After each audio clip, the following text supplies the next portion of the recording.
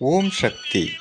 சித்ரா பௌர்ணமியை முன்னிட்டு சப்த கன்னியர்களுக்கு சப்த நாகங்கள் குடைப்பிடிக்க ஒரே மேடையில் அருள்பாலிக்கும் அற்புத காட்சி. பாலாபிஷேகமும் மற்றும் அலங்காரம் ஆரத்திகள் எடுக்கப்பட்ட காட்சியை பதிவு செய்துள்ளோம். சப்த கன்னியர்கள் பிரம்மாயி பிரம்ம சக்தியாகவும், மகேஸ்வரி சிவசக்தியாகவும், கௌமாரி முருக சக்தியாகவும், வைஷ்ணவி விஷ்ணு சக்தியாகவும், வராகி யமசக்தியாகவும், இந்திராணி இந்திர சக்தியாகவும், சாமுண்டி தேவி சக்தியாகவும் ஒரே மேடையில் அருள்பாலிக்கும் அற்புத காட்சி.